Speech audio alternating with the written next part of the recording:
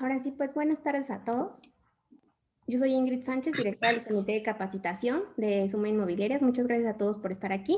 El día de hoy vamos a tener la plática de actualización notarial, la cual nos va a impartir el licenciado Naín Gómez Contreras, de la Notaría 24 del Estado de México. Bienvenido, licenciado. Muchas gracias, Ingrid. ¿Me escuchan todos? ¿Sí, me escucho? Sí, te escuchas perfecto, Naín. Sí, se oye Perfecto. bien, Naim. Está bien. Muchas gracias. Bueno, pues primero que nada, agradecerles mucho por el espacio que me brindan para poder platicar con ustedes respecto a la actualización notarial. Espero que todos estén teniendo una bonita tarde. Espero no entretenerlos mucho. Y pues les mando un cordial saludo a todos. Tiene ya bastante rato que no los veo. Me hubiera gustado que esta actualización hubiera sido ahí en el Hotel Imperial, deleitando un rico desayuno con todos ustedes, pero pues no es posible, entonces les mando un saludo a distancia. También les hago llegar un saludo por parte de la señora Anabel Ugarte Reyes, quien está muy agradecida y muy contenta con el trabajo que hacemos en conjunto. Entonces, bueno, pues dicho esto, vamos a comenzar. Es actualización notarial para el sector inmobiliario. Vamos a entrar un poquito en materia. Les voy a platicar primero respecto a las reformas fiscales federales, hablando de reformas fiscales federales, como lo serían la ley del impuesto sobre la renta, la ley del impuesto al valor agregado y el Código Fiscal de la Federación y sus respectivos reglamentos. Sí tuvieron reformas, pero ninguna afectó la actividad notarial y por ende, pues tampoco está afectado el sector inmobiliario, que es el cual ahorita nos interesa. Hay que tomar en cuenta que es un año en el que no hay muchas reformas federales, por lo regular es cuando es el cambio de los sexenios. En este caso, bueno, hablando de las reformas fiscales federales, pues no hubo ninguna que afectara al sector inmobiliario. Respecto a las reformas fiscales locales, en esta lámina les hablo del Código Financiero del Estado de México, que va a ser el parteaguas de la plática y también desde mi punto de vista, pues es el tema ahorita que está como de moda. Creo que es el tema en el que muchos de ustedes tienen un poco de inquietudes o algunas dudas. Por ello, pues se hace esta charla que espero que les sirva a todos. Ahí les pongo que el Código Financiero del Estado de México sí tuvo reformas y en especial hubo dos que afectan al sector, a la actividad notarial y por ende al sector inmobiliario, que son las que les voy a poner en la siguiente lámina. Bueno, primero compañeros, pues aquí lo que les estoy poniendo es el artículo 95 del Código Financiero del Estado de México. Este es el arancel. La modificación que hubo fue respecto al arancel de los derechos de registro, que como ustedes saben, los derechos de registro es una contribución que el notario retiene y retiene en la acción de los actos notariales y entera al instituto, a la oficina registral del IFREM, para que se puedan inscribir los actos jurídicos que se celebren ante su fe. En este caso, el artículo 95 nos viene, entre otras cuotas, como lo son cuánto cuesta un certificado de libertad de gravámenes, una cancelación de hipoteca, bueno, todos los trámites que son inscribibles en el IFREM, habla este artículo 95 del Código Financiero, pero yo lo que le estoy poniendo es la fracción donde nos viene, digamos que las cuotas para los actos que tienen un valor. En este caso, para las operaciones traslativas de dominio, que tengan, cuando hablo de operaciones traslativas de dominio, hablo de una donación, hablo de una compraventa, hablo de una dación en pago, adjudicación por herencia, adjudicación por disolución del vínculo matrimonial, etcétera. Cualquier tipo de transmisión de propiedad. Como ustedes saben, la manera en la que calculamos los derechos de registro es conforme a esta tablita que le estoy poniendo, que es como se encontraba el Código Financiero en el 2020, ¿correcto? Eh, por lo regular, cada año, cuando ponen el paquete fiscal para el ejercicio fiscal del año siguiente, pues hay un incremento en estos aranceles. Pero en especial en En especial en la reforma para el ejercicio del año 2021, hay una reforma, bueno, hay dos muy interesantes, que voy a pasar a la siguiente lámina, donde nada más quiero que más o menos vean ahí cómo viene el artículo 95, dice, cuando los actos a inscribir no tengan valor determinado o este sea de hasta 215,885, nos viene ahí en rojo la cantidad que se cobra de derechos de registro. De los 215 a los 269 se cobrarían 6,257. De 269 a 323, 10,430.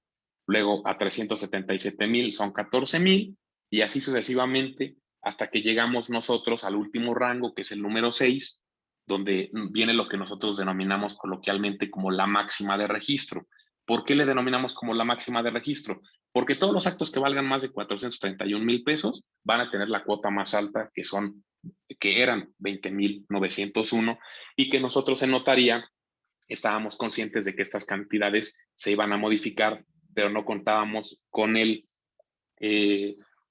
con la reforma, que aquí les estoy poniendo, la misma tabla, pero ahora la que va a corresponder al ejercicio fiscal 2021, donde se dan cuenta, aparte de que hubo un incremento, que ese sí es el que esperábamos, es el que esperábamos como cada año. Por ejemplo, si se dan cuenta, en el rango número 6, tenemos que son 22,155. Y acá en el rango número 6 son 20,901. Entonces, hubo un pequeño incremento en cada uno de estos rangos que, les repito, pues sí teníamos contemplado. Aquí lo interesante es que los legisladores, en la 60ª legislatura, cree conveniente incrementar dos rangos más. Dos rangos más, que en este caso serían los que les marco ahí en amarillo, que es el 7 y el 8. ¿A qué voy con esto? Que todo funciona con normalidad hasta el rango número 5, por así decirlo, pero a partir del 6, ahora vamos a comenzar con que el rango número 6 ya no es nuestra máxima de registro, sino que ahora va a estar topada hasta las operaciones que tengan un costo de 2,5 millones, que va a tener lo que anteriormente nuestro rango 6 era la máxima. Y ahora lo que incrementan los legisladores son dos rangos más, que es el 7 y el 8. Entonces, cuando el valor de los actos a inscribir sea de más de 2,5 millones y hasta 5 millones de pesos, se va a pagar un derecho de registro de 26,586. Y en el rango número 8, ahora es nuestra nueva máxima para todos los valores que tengan para todos los actos a inscribir que tengan un valor superior a los 5 millones de pesos, nuestra nueva máxima es 33,273. Dicho esto, compañeros, pues bueno, sí nos toma a todos por sorpresa. Es un hecho que también esta reforma queda publicada en la Gaceta de Gobierno del Estado de México el 26 de enero, para entrar en vigor un día después de su publicación, o sea, el 27 de enero. Y muy interesante porque pues ya todos habíamos regresado de vacaciones, inclusive yo creo que en muchas notarías hubo operaciones que se firmaron ese día en la mañana y no sé si hayan cobrado pues estas nuevas cuotas que de verdad nos tomaron a todos por sorpresa. Por lo regular se hacían estas reformas antes de regresar de vacaciones para que pudiéramos entrar con los nuevos aranceles. En fin, eso ya es tiempo pasado. La realidad al día de hoy respecto a esta primera reforma de la cual les vengo a platicar es que, aparte de que se incrementaron los aranceles, hubo dos nuevos rangos, que son los marcados ahí en amarillo, por lo que se modifican ahora, se van a ver un poquito afectadas las operaciones que ustedes lleguen a tener de más de 2,5 millones, puesto que ya se van a asignar los nuevos rangos. Y ojo, compañeros, hablamos de una compraventa, ¿no? Una compraventa de 3 millones de pesos se ve afectada en este caso por la reforma, porque en lugar de cobrar el rango 6, estaríamos cobrando el rango 7. Hay que tomar en cuenta que cuando hablamos de compraventas con apertura de crédito o cofinanciamientos, ahí estamos hablando de 2 o 3 actos. En este caso, un acto es la compraventa, que se cobra un derecho de registro. Otro acto es la apertura de crédito con el banco, que se cobra un derecho de registro. Y cuando es un cofinanciamiento, lo que inscribimos es la hipoteca, no como tal el acto de cada crédito, para que no nos vayamos a confundir y pensemos, oye, entonces si tengo de crédito, un ejemplo, 2 millones y otros 2,5 millones, pues se van a aplicar otros dos rangos, sino que ahí lo importante va a ser, compañeros, es que ahora cuando estén viendo las cotizaciones, que bueno, siempre lo han hecho así, pero sí es muy importante que ahora determinemos cuál sería el monto total aproximado de la hipoteca en el caso de los cofinanciados o el monto del crédito del banco, puesto que si tenemos, les pongo un ejemplo, una compraventa de 3 millones de pesos y me piden una cotización, para mí sería muy importante saber que para la compraventa de 3 millones de pesos le voy a aplicar el rango número 7, que son 26,586, pero posiblemente el cliente solamente va a pedir un crédito de 2 millones de pesos, que le estaría aplicando el rango número 6. Entonces, creo que es un dato importante que ustedes deben de saber para las cotizaciones que estén pidiendo en notarías, porque podemos estar en esta situación. Antes era muy fácil, porque pues todo, o sea, nos ponían una compraventa de 1 millón de pesos y pues ya sabíamos que eran 2 máximas, ¿no? Con crédito, más de 2 millones. Aquí la realidad es que ahora hay 2 nuevos rangos que tenemos que tener muy en cuenta para el momento en el que pidamos pues nuestras cotizaciones. Esa es la primera reforma de la cual les vengo a hablar. Ahorita vamos a pasar a la segunda, al último vamos a ir con preguntas y respuestas, pero mientras vamos a pasar a la siguiente. La siguiente reforma, que es también al Código Financiero del Estado de México, es el artículo 116.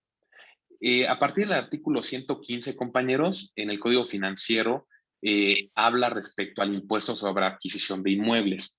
Así como el artículo 95 comienza con los derechos que se le pagan al Instituto de la Función Registral, en el artículo 115 comenzamos con todo lo relativo al impuesto sobre adquisición de inmuebles. Este impuesto sobre adquisición de inmuebles, en la abreviatura es el famoso ISAI, o como coloquialmente nosotros lo denominamos, el traslado de dominio.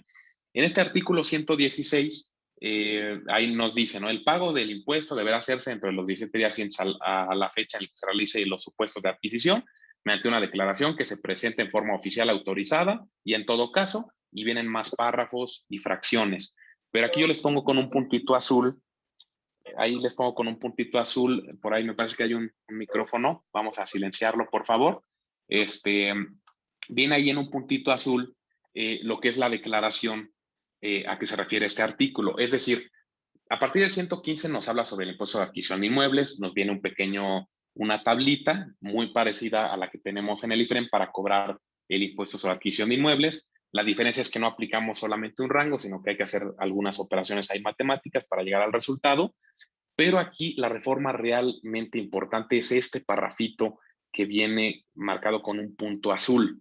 Pues en el Código Financiero del Estado de México del ejercicio fiscal del año 2020, dice que a la declaración a que se refiere este artículo, o sea, ¿de qué estamos hablando? De que se paga el impuesto sobre adquisición de inmuebles, traslado de dominio, pero ¿cómo se va a pagar? O sea, ¿cómo vamos a acudir a la tesorería a pagarlo? En ese contexto va la reforma, en cómo se va a pagar. No nos está quitando alguna obligación, de la cual ahorita les voy a platicar un poco más, que es donde me parece que hay ahí un poquito, pues, algunas contradicciones o algunas inquietudes por parte de ustedes. Aquí lo que nos está diciendo es la forma de cómo vamos a presentar ese traslado de dominio. Y aquí lo que nos dice en el punto azul es que dice que a la declaración a que se refiere este artículo, que es el 16, deberá acompañarse de una copia certificada de la escritura pública expedida por el notario o de la resolución de autoridad judicial o administrativa en la que conste el acto contrato traslativo de dominio. Hasta ahí vamos bien. ¿Qué nos está diciendo el Código Financiero? Notario, cuando vayas a pagar tu ISAI, me tendrás que presentar una declaración informativa sobre este impuesto sobre adquisición de inmuebles. Deberás de acompañarlo de una copia certificada del instrumento donde consta la operación traslativa de dominio. Y ahora lo que viene en rojo, así como certificaciones de pago actualizado de impuesto predial y de clave y valor catastral, certificaciones de derechos de agua o constancias de no suministro y de aportación de mejoras. Entonces, ¿qué es lo que nos decía este párrafo? Que el notario, cuando va a pagar el impuesto sobre adquisición de inmuebles, va a llevar su declaración informativa, que es el formato del traslado de dominio, una copia certificada de la escritura y las certificaciones que son las que ya conocemos, ¿no? Las de no adeudo de agua predial mejoras y la de clave y valor catastral. La reforma viene en la siguiente lámina. Este es el párrafo reformado. Ahora solamente dice, a la declaración a que se refiere este artículo, que estamos hablando mismo del 116, deberá acompañarse de copia certificada de la escritura pública expedida por notario o resolución de autoridad judicial o administrativa, en la que conste el acto o contrato traslativo de dominio, así como el comprobante de pago del impuesto predial actualizado del ejercicio fiscal en que se realice la contribución. ¿Qué nos está diciendo este párrafo? ¿Cuál es el cambio? El cambio es que ya no nos está pidiendo igual la declaración de traslado de dominio, nos está pidiendo la copia certificada, pero nos está cambiando. En lugar de agregar todas las certificaciones de no adeudo, nos está pidiendo que agreguemos solamente el comprobante de pago del impuesto predial del ejercicio en el que se esté pagando el ISAI. ¿Correcto? Entonces, en este caso, pues si vamos a pagar el traslado de dominio en el 2021, pues necesitamos agregar el comprobante de pago del impuesto predial del ejercicio 2021 para que podamos pagar así de una manera más fácil el traslado de dominio en notaría. Ahora sí vamos con la controversia. La controversia es que yo he escuchado algunos comentarios, me han marcado también para algunas consultas y creo que la información se ha salido un poquito de contexto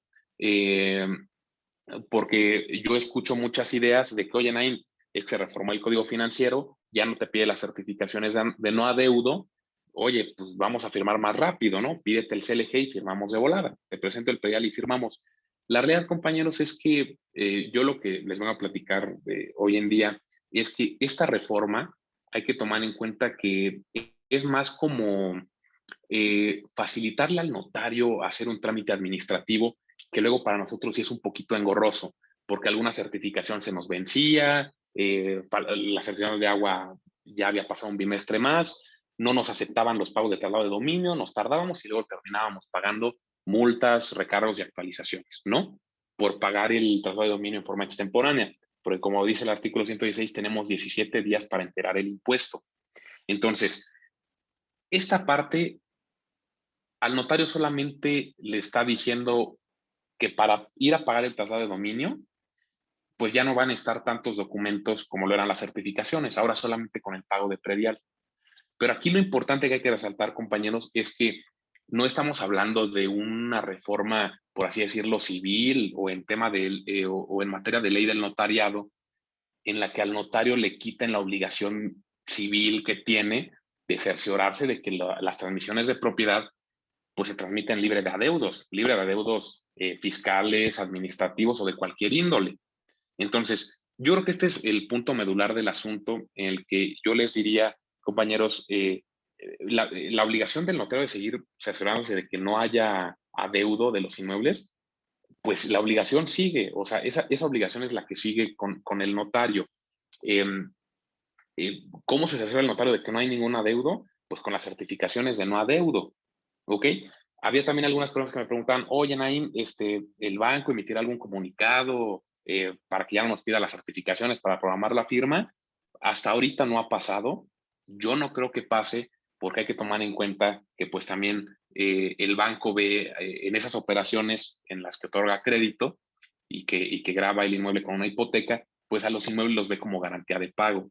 Inclusive, si nosotros leemos los contratos de adhesión en las cláusulas en el clausulado donde viene la rescisión del contrato o una terminación anticipada, de hecho el banco lo que nos dice es que nosotros debemos, aún ya después de haber comprado el inmueble y estar pagando el crédito, debemos de estar al corriente del pago de las contribuciones. ¿Qué quiere decir esto? Que para el banco sí es muy importante que el inmueble, aparte de que pase libre de adeudos, pues se siga pagando la contribución del inmueble porque lo ve como una garantía de pago. Entonces, bajo esta tesitura, yo la reflexión que les dejaría es que no se está modificando alguna obligación del notario para que ya no pida las certificaciones y se puedan programar las firmas así. Obviamente antes se pedían por dos circunstancias. Una, pues para cerciorarse de que no hubiera adeudo y la otra porque en la tesorería nos requerían esas certificaciones para poder pagar el traslado de dominio, que es un requisito indispensable para que después podamos mandar a inscribir a la oficina registral. Entonces, pues bueno, esta es la parte, creo que, de la parte medular de la plática. Obviamente, pues vamos a necesitar de igual manera seguir pidiendo las certificaciones de no adeudo. Esperemos que las tesorerías, los municipios, pues empiecen a agilizar un poquito más los trámites para que no sea un problema y podamos cumplirles a ustedes con tiempos, pero sí es un hecho que se van a seguir solicitando. A reserva de los comentarios de algunas otras notarías y también de la notaría 94, posiblemente en algunas operaciones que sean con algún recurso propio, posiblemente se podría dar alguna excepción, como en ocasiones se les ha apoyado, de decir, oye, ¿sabes qué? Pues vamos a programarla, ¿no? Pero ya están tramitadas las certificaciones. Al final del día el notario pues sí las va a requerir. Pero eso estaríamos hablando de una excepción, ¿no? Así como una excepción también nos ha tocado que se le pide al banco, ¿no? Oye, banco, ¿sabes qué? Ya queremos programar, nos urge porque la persona va a salir de viaje, va a salir del país, no lo sé. Danos una excepción para firmar sin esta certificación, ¿no? Por poner un ejemplo. Pero ojo, estamos hablando de una excepción y yo me iría más a, pues un poquito más a alguna operación con recurso propio en la que el banco pues no lo pida como un documento indispensable para programar la firma. Entonces, pues dicho esto, yo les diría, compañeros, yo creo que la reforma es más para apoyar al notario, que haga un trámite más sencillo, pero yo creo que nosotros nos quedaríamos en la misma tesitura que hemos tenido siempre para la programación de firmas. Dicho esto, vamos a cambiar totalmente, ya no vamos a hablar de temas fiscales, de recaudación de contribuciones, vamos a hablar ahora un poquito, es algo muy sencillo, reformas de prevención de lavado de dinero. Es la Ley Federal para la Prevención de Operaciones con Recursos de Procedencia Ilícita, pero la conocemos un poquito más como la Ley de Lavado de Dinero. Compañeros, en esta ley no hubo reformas, pero no obstante, yo aquí les pongo que la actualización de la UMA se afecta indirectamente a la actualización notarial. ¿Y por qué la UMA afecta indirectamente a la actividad notarial? Afecta indirectamente porque muchas de las cantidades que tenemos para pagar como límites de efectivo o para que el notario presente anexos de declaranots de operaciones de cierto valor que se tiene que determinar, la ley nos lo pone en UMAS. Así como antes era en vez de salario mínimo, que ok, las operaciones de 5,000 veces el salario mínimo, ¿no? 2,000 veces el salario mínimo, pues ahora esta unidad de medida fue a la que se sustituyó a las veces salario mínimo para ahora hacer por UMAS, que es la unidad de medida y actualización. Aquí yo les pongo, ¿no? Que es la UMA, es la unidad de medida y actualización, es una referencia económica en pesos para determinar la cuantía del pago de algunas obligaciones y supuestos previstos en las leyes federales de las entidades federativas, así como en las disposiciones jurídicas que emanen de todas las anteriores. Esa es la UMA. Y en la siguiente página yo les pongo ahí una publicación del Diario Oficial de la Federación del 8 de enero del año 2021, en la que el INEGI nos publica la nueva UMA que va a ser la que va a regir al ejercicio fiscal a partir de febrero del 2021 y hasta enero del año 2022. En enero del año 2022 seguramente nos van a estar la INEGI publicando la UMA que va a ir al ejercicio fiscal del año 2023 y así sucesivamente. Les pongo ahí en rojo, casi hasta abajo, se los encierro ahí un poquito, la UMA para el ejercicio fiscal del año 2021 es de 89.62 diario. En la siguiente diapositiva les pongo una pequeña tablita, digo, meramente informativa, nada más para que nos demos un poquito la idea. Ahí nos viene el año, viene de más a menos. Hasta abajo está el 2016, cuando entró en vigor la UMA estaba en 73.04, 75.49 en 2017 y así sucesivamente. En el 2020 estaba en 86.88 y ahora para el ejercicio 2021 queda la UMA en 89.62. Y ahora, ¿cuál es esa afectación indirecta que le hace a un tema en prevención de lavado de dinero? Indirectamente la afecta para el sector inmobiliario en el uso del efectivo. Porque como ustedes saben, en las operaciones relativas de dominio, donde hay un monto de contraprestación, donde hay un precio pactado, un precio de venta, se le tiene que acreditar al notario el origen de los recursos del dinero y en este caso, pues nos piden que sea mediante un instrumento bancario, ¿no? Ya sea un cheque, ya sea una transferencia, en donde, como lo dice la ley, pues el notario puede cerciorarse de el origen de los recursos.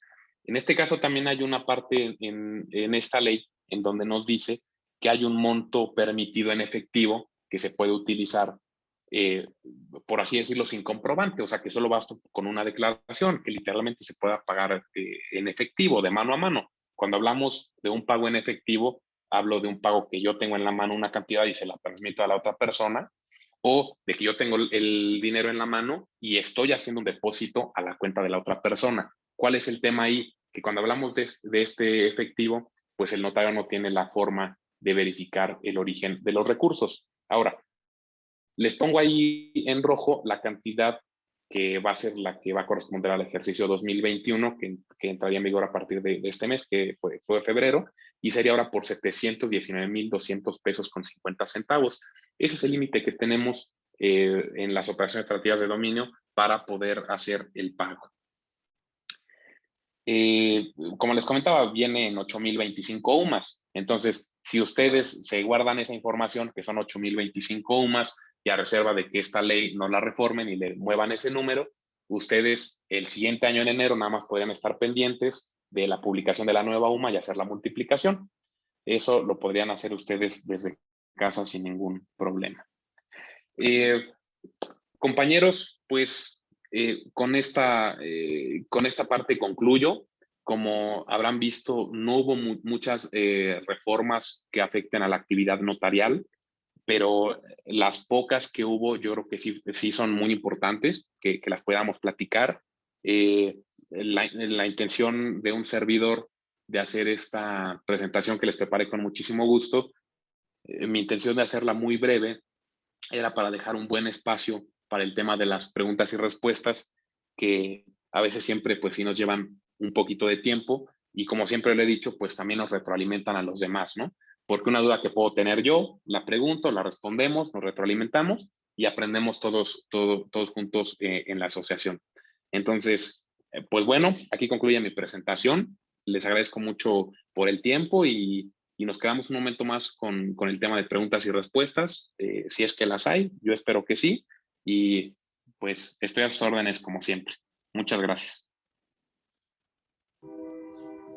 Muchas gracias, Naim.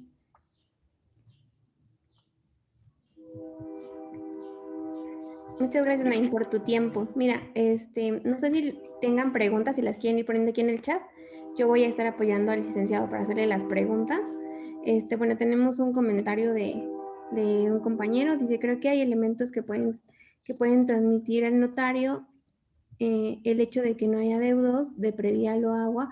Por ejemplo, si se entregan todos los pagos de predial desde que se adquirió la casa, o bien el pago de agua del último bimestre, en donde se contiene si hay adeudos de bimestres anteriores. En estos casos, ¿hay una razón para exceptuar las certificaciones? Claro, gracias, Ingrid. Mira, no habría un supuesto, y les voy a poner varios ejemplos. Uno de estos ejemplos, compañeros, sería, nos ha pasado que pedimos alguna certificación de no adeudo de predial y resulta que por cualquier circunstancia, por alguna construcción adicional, o sea, el cliente pudo pagar su predial del ejercicio fiscal correspondiente, pero resulta que nos salen diferencias de predial, pagos de diferencias de predial por alguna pequeña construcción que hayan hecho, ¿no? O sea, ese es, por ejemplo, un ejemplo por el cual yo no les diría que pidiéndoles los últimos, ¿no? Lo que en algunas notarias se piden, más de la Ciudad de México, es que les pidan los pagos de los últimos 5 años del impuesto predial y derechos por servicio de agua. O sea, yo creo que es muy bueno, tiene muchísimas virtudes el poder varios comprobantes, sobre todo en originales, pero yo no creo que podría ser una circunstancia por la cual el notario cubriera la parte de cerciorarse de que no hay ningún adeudo, puesto que independientemente a los comprobantes, sí hay posibilidades de que salga un adeudo, hablando del impuesto predial. De igual manera, hablando de las aportaciones a mejoras, que es otro tipo de contribución, y sobre todo, para mí el ejemplo más claro, pues es en el organismo de agua, porque inclusive hay muchas veces que ni siquiera el inmueble tiene ¿cómo se llama? Una toma de agua, entonces muchas veces de no servicio. Entonces imagínense ahí cómo nos acreditan el pago. Con los pagos de agua que hagan en el comité, que celebremos la operación traslativa de dominio y que después el cliente le llegue un requerimiento del organismo de agua diciéndole que ya ahí pasa la tubería y que tiene que pagar unos derechos de conexión. En fin, yo creo que respondiendo a esa pregunta, no sería una circunstancia por la que el notario pudiera cubrir esa parte y dijera, ok, ¿sabes qué? Ya no la solicito, con esto es suficiente, vamos para adelante. Yo creo, desde un punto de vista muy personal, que no sería viable. Ok, muchas gracias, Naim. Tenemos otra pregunta. Dice, ¿nos puedes hacer un ejemplo de cálculo cuando sea un valor de operación de más de 3 millones, pero un crédito total combinado? Banco Infonavit por 2 millones, por favor. Ok, a ver, nada, déjenme apuntarlo. ¿Me puedes repetir ahí esa parte, Ingrid, por favor? ¿Nos puedes hacer favor de un cálculo cuando sea un valor de operación de más de 3 millones, pero un crédito total combinado Banco Infonavit por 2 millones, por favor? Claro. Bueno, yo me imagino, en lo que les voy explicando por los derechos de registro, me imagino que van bueno, esta pregunta va encaminada a los derechos de registro, pero si también quieren que hagamos un ejercicio para el traslado de dominio del ISAI, con mucho gusto se los hago. Nada, ahorita que nos pusieran en el chat. Mientras, les voy a compartir... Hola, Naim. Esa pregunta es mía. Lo que pasa es que Tere. mi duda, hola, Naim, mi duda era, ¿qué pasa si, por ejemplo, tienes un Cofinavit, por decir algo, 2 millones, o sea, de menos todavía dentro del rango anterior, pero el valor de compraventa es de otro rango, de 3 millones o de 4, o lo que sea? Ajá, claro. Sí, Tere, gracias por la pregunta. Mira, voy a compartir de nuevo mi pantalla para que podamos checar los aranceles. Vámonos aquí en un segundito y con mucho gusto hacemos el ejercicio. Listo, a ver, va para allá.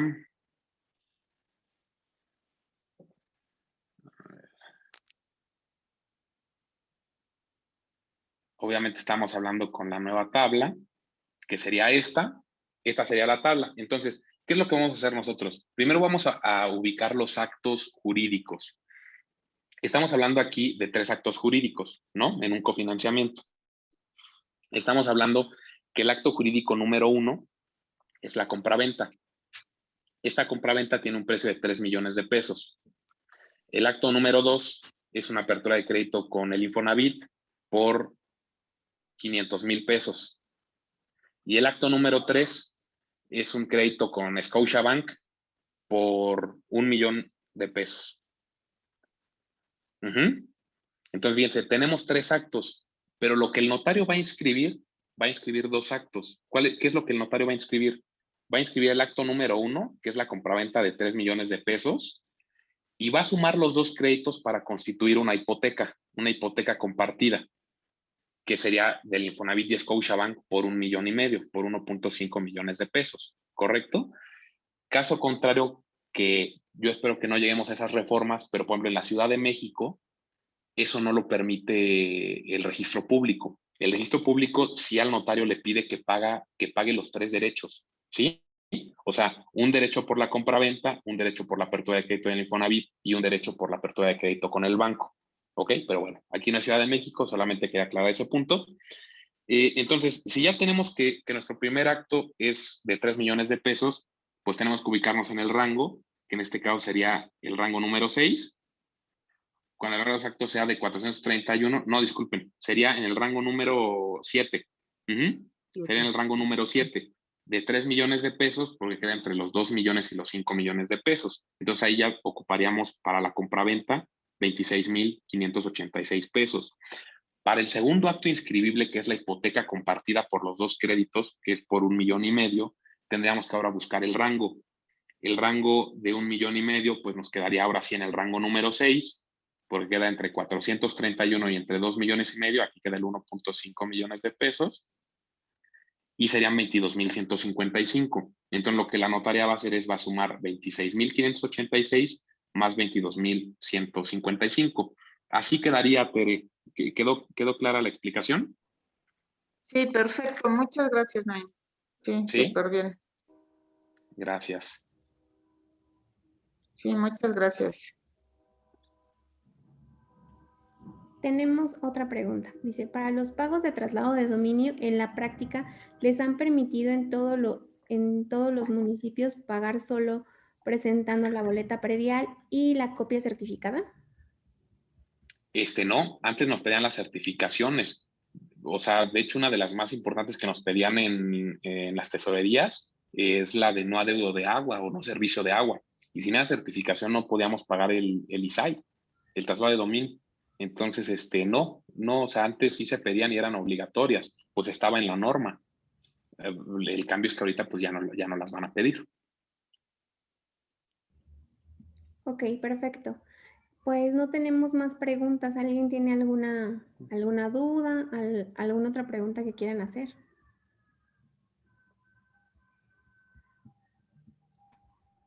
Yo tengo una pregunta, Naim. ¿Cómo estás? Víctor Ánimas. ¿Qué tal, Vic? Buenas tardes.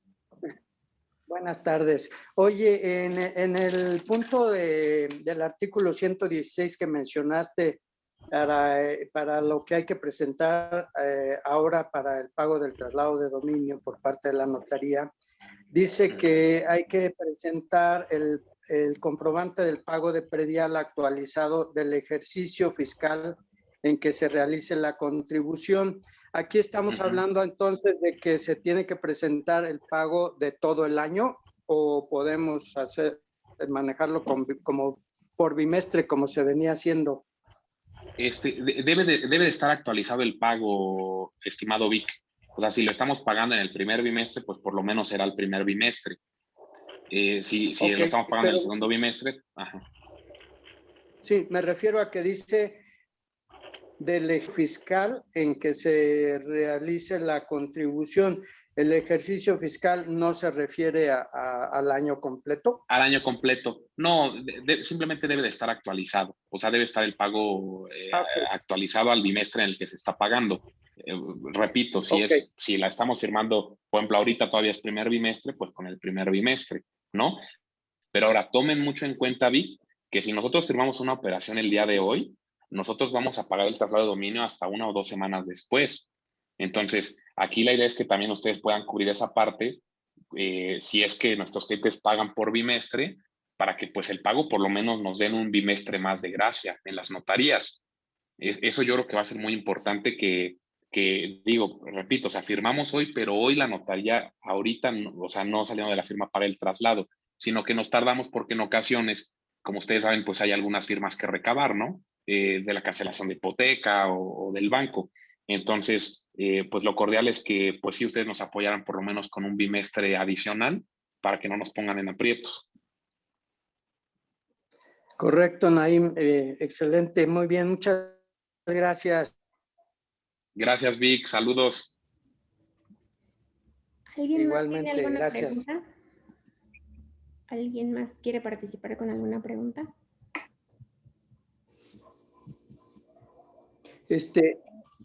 Perdón, nada más otra pregunta. ¿Nos vas a mandar, hace un año o dos nos mandaste, Naim, una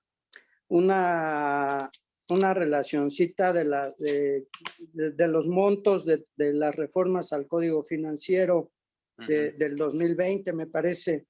¿Nos podrás enviar la misma actualizada para el 2021? No, a mí me fue muy útil porque ahí consultaba yo todos los parámetros.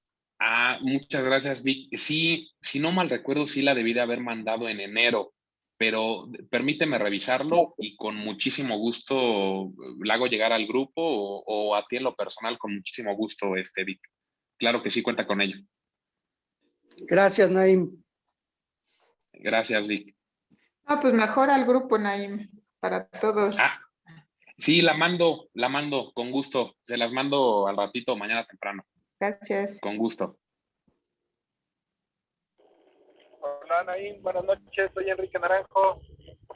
Estimado Enrique, gusto en saludarte, amigo, a tus órdenes. A ver si estás bien preguntón. Sí, amigo, nada más no nos vayas a poner en aprietos. No. Oye, duda. Ahorita Sí. como ya se pueden hacer todos los pagos electrónico. Con el tema de si yo te llevo un pago predial que se pagó vía electrónica, ¿con eso lo hacemos o tengo que cambiar ese pago electrónico por la boleta predial, por el ticket? Sí, Enrique, de preferencias hay que cambiarla por el recibo oficial. La realidad es que ahí depende un poquito de las tesorerías. Hay algunas tesorerías que nos aceptan esas líneas, ¿no? Que imprimimos de internet y luego la pagamos en el banco, o me parece que hasta en el Oxxo, Farmacia Guadalajara. Hay algunas tesorerías que sí nos lo reciben, pero hay algunas que no. Entonces, pues ahí el apoyo que se les pediría a ustedes como corredores o brokers, pues es que sí nos pudieran apoyar con los recibos oficiales, en el sentido de que queremos pues acortar estos tiempos, sí sería lo ideal. Ok, gracias. Sí, porque para cambiar ese ticket, la boleta, creo que se tarda, se refleja ahí el sistema del gobierno de Estados Unidos un mes, 4 semanas, 3 semanas, algo así. Entonces sale peor si yo le digo al cliente, págalo de manera electrónica, a mejor verlo y págalo de manera directa, tesoral y que te den la boleta, ¿no?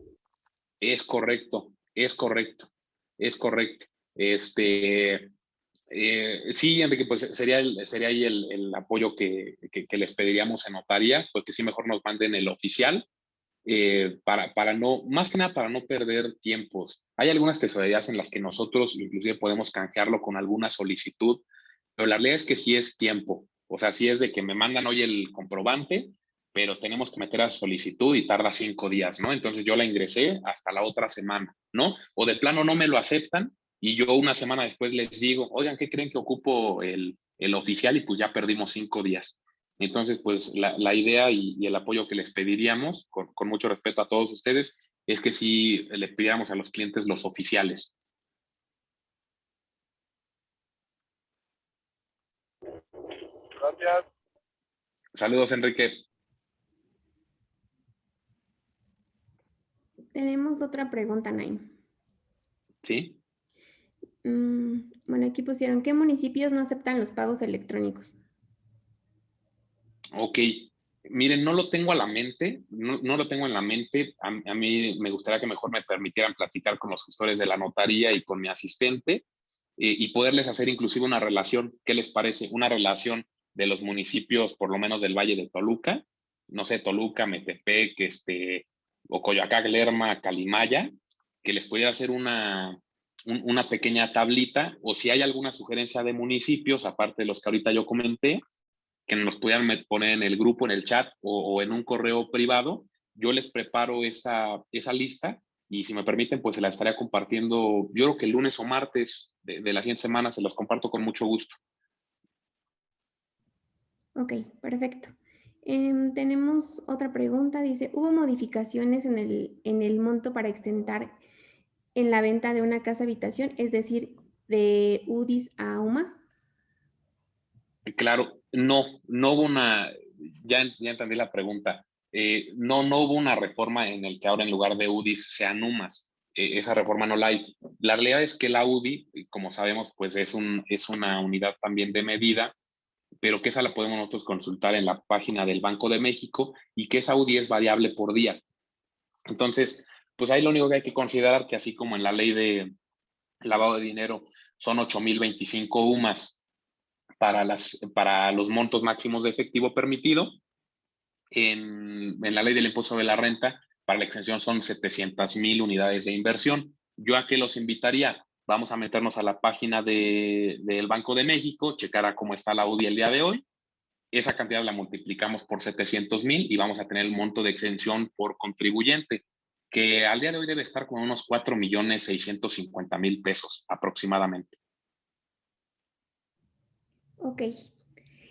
Pasamos a la siguiente pregunta. Dice, ¿cuáles son los municipios en donde tienen gestores para boletas prediales, aguas, constancias de no adeudo y demás? Los municipios, bueno, a ver si entendí bien la pregunta y que mi respuesta sea la correcta. Bueno, pues gestores en la notaría, pues hay un equipo grande de gestores.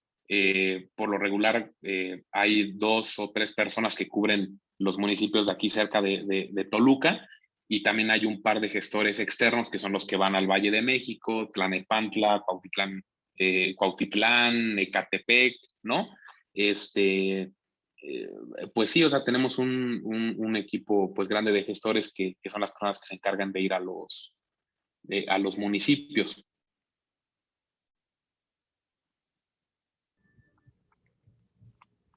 Ok, pues no sé si alguien más tenga alguna otra pregunta. Alejandro Olvera nos pregunta, hola Naim, ¿podrías comentarnos a grandes rasgos todo lo que hacen en notaría después de la firma para tener una idea general del tiempo que se tardan? Claro, sí, yo creo que ahorita se los podría comentar de una manera muy general. Inclusive creo que es ese proceso en la notaría, inclusive en algún momento creo que sería ideal que podamos platicar, ¿no? O sea, del lado de notaría, cómo vivimos los expedientes que nos hacen favor de mandar. Creo que estaría interesante, pero nos tardaríamos, yo creo que sería tema de otra plática. Pero ahorita contestando la respuesta que nos comenta ahí está Ale, bueno, pues una vez que está firmado el folio, va a depender de quiénes hayan sido los comparecientes en el folio. Hay que tomar en cuenta que a veces hacemos una compraventa muy sencilla o una donación en la que comparecen dos personas, comprador y vendedor, y van el día de la firma, firman la escritura y pues en ese momento tiene su fecha de otorgamiento el instrumento, ¿no? No tenemos mayor problema. Lo que podría alargar en el supuesto de que haya más comparecientes es cuando nosotros recabamos firmas. Como ustedes ya se habrán dado cuenta en las operaciones, cuando hay una cancelación de hipoteca o una apertura de crédito, pues no van los representantes del banco a firmar a la notaría o a la cita de la firma. De igual manera, en el Infonavit o Fobiste. Entonces, pues ahí puede haber un margen de tiempo que nosotros nos tardamos, dependiendo también de los bancos, porque hay algunos bancos que nos dan ciertas fechas para recabar firmas. Les puedo poner un ejemplo, puede haber un banco que nos diga, oye, yo te firmo los miércoles y viernes, ¿no? Entonces, si nosotros firmamos el viernes, pues yo ya me voy a ir hasta el miércoles a recabar esa firma, ¿no? El Infonavit, por lo regular, me parece que nos firma los viernes, pues entonces ya podríamos ir el viernes a recabarla. En síntesis, firmamos el instrumento. Si ya tenemos todas las firmas completas ese día, a partir de ahí, o si no, tendríamos que recabarlas. El punto es completar las firmas en el folio.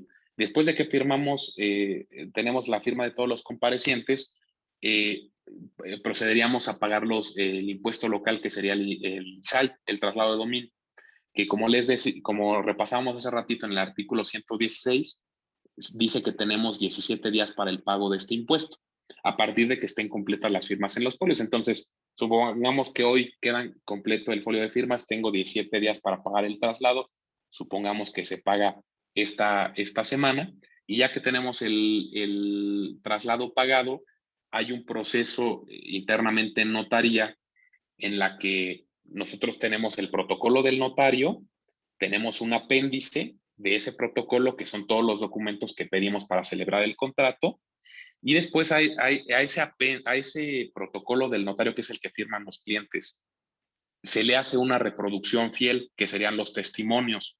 Los testimonios son los que nosotros conocemos como una escritura original, porque ese es el documento que se le da al cliente como un título de propiedad. Si hay un proceso interno de notaría en el que nosotros pues vamos juntando todas las firmas que se han hecho y empezamos a juntar los folios, empezamos a reproducirlos en los testimonios para posteriormente poderlos mandar a inscribir a la oficina registral correspondiente, que ahora esos trámites se están haciendo en línea.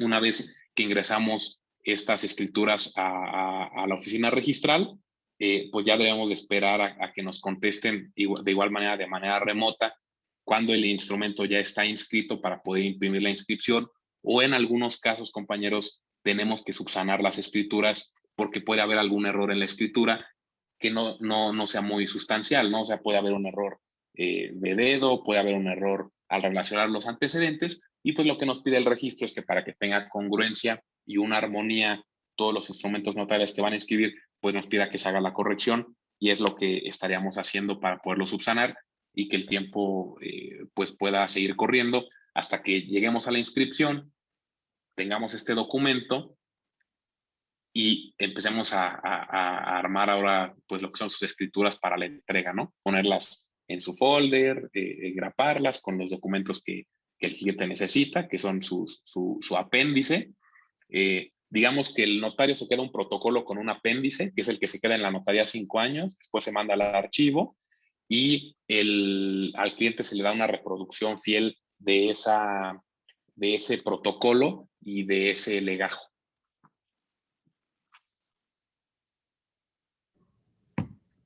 Muchas gracias, Naim. De nada, Ale. Saludos. ¿Alguien más tiene otra pregunta? Dice, ahora que es ahora que es en línea el trámite, ¿cuánto tiempo están tardando? ¿Cuánto tiempo están tardando? Yo me imagino que la pregunta va encaminada a las inscripciones y yo creo que les diría, sí depende un poquito de la oficina registral. Por ejemplo, sabemos que la más cargada de trabajo pues, es la oficina registral de Toluca. Yo creo que dependerá un poquito de la carga de trabajo que haya, pero yo les podría decir que a partir de que nosotros ingresamos el trámite a la oficina registral, yo creo que sí podrían ser aproximadamente 1 o 2 meses en que tengamos la respuesta de la inscripción, tomando en cuenta que no hubiera ningún tipo de error que tuviéramos que subsanar. Yo creo que yo les puedo decir que unos 2 meses aproximadamente, y hablando en general de todas las oficinas registrales.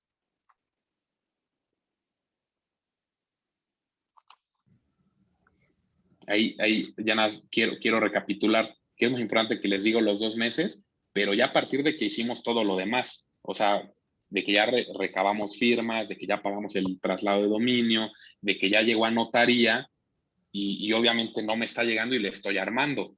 Está llegando y estamos programando firmas para mañana, para el lunes y en algún momento lo armamos. O sea, ese es el tiempo que ahí también podría ser determinante en el que la notaría se tarde en mandarlo a registro. Los 2 meses que yo les digo aproximadamente es una vez que ya está el trámite ingresado. Ok, muchas gracias, Naim. ¿Alguien más tiene alguna otra pregunta?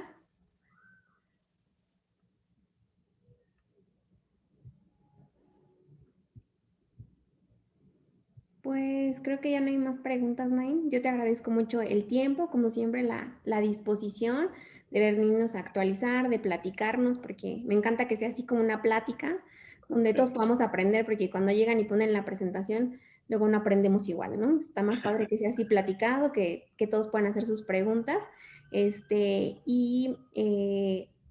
Nosotros seremos felices de volverte a tener aquí con otro tema. Muchas gracias, Ingrid. De verdad, mil gracias también por la invitación. De verdad, pues nos quedamos con las ganas de saludarnos todos. Estaba viendo ahorita a los participantes, pues sí nos juntamos como 70, 80. De verdad que me hubiera gustado mucho poderlos saludar a todos en persona, pero ni hablar, aunque sea por este medio, vernos y como siempre me reitero a sus órdenes de todos los asociados de Suma. Muchas gracias. Pronto nos saludaremos en persona. Muchas gracias Sí, a todos por asistir. Mil gracias. Gracias, Naim. Mil gracias. Muchas gracias, Naim. Gracias. Licenciado Naim, felicidades. Muy fluida su plática, muy puntual como siempre.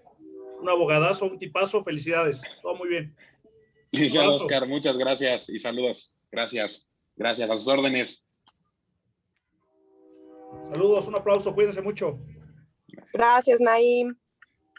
Gracias. Gracias, Naim. Saludos, felicidades.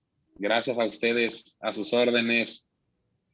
Muchas gracias, Naim. Gracias, Naim. Gracias.